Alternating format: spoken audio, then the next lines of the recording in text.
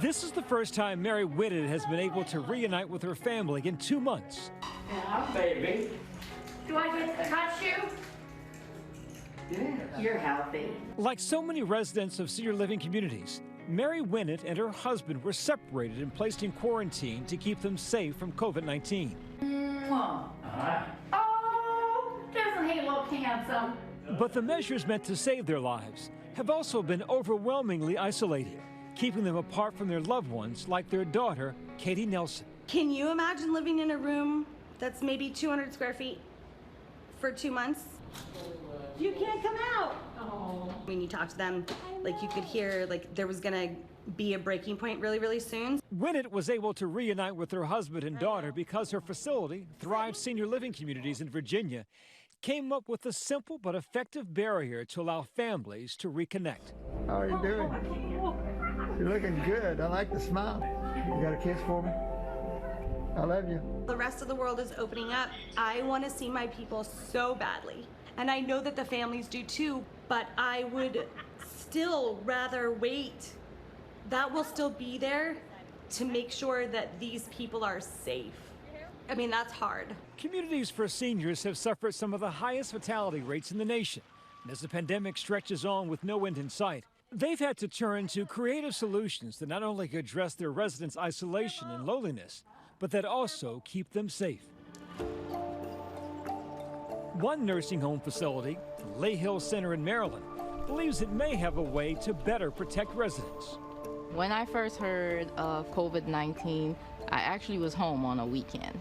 I got on the phone with the director of nurses. My gut feeling was what was going on in China was just the tip of the iceberg.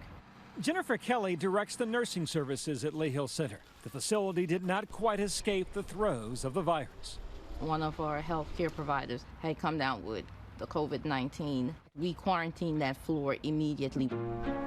But the numbers have been comparatively small.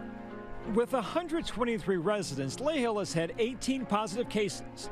7 of their residents have succumbed to the virus, while most have fully recovered. A small comfort considering that some of the hardest hit nursing homes have had deaths in the double digits. Lay Hill, they've been using our data since day one. They've had a low number of cases, and they've been on top of it. Shalone Rhinemann is the president and CEO of a medical data company called Megadata. It partnered up with Lay Hill Center to track data of their residents' vitals. What we found is that the oxygen levels was in most cases was a better indicator than temperatures and symptoms, which seemed to be later developing symptoms. And the facility says that data has been vital in saving lives. I thought I was a goner for sure. Venus Ann McAndrews is one of the residents at Lay Hill. McAndrews has an underlying health condition, and this alert system helps staff catch her COVID infection early.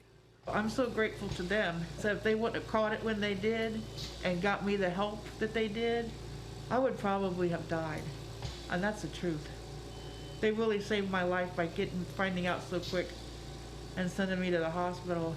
Just being able to see the subtle changes and the data that was being entered into the medical records, and the doctors and the nurses were able to move rather quicker. For all nursing homes, the fight against COVID-19 is far from over. But with new tools coming into play, the facilities may be better equipped for the long battle ahead. Do I get to touch you? It's fantastic that we now have protocols that we know that we can depend on, and we know what that's going to look like. And so I think that the scariest part is going to have to be a trust on the facility side and a trust on the family side. Nobody else in the world is having this experience right now, other than all of us.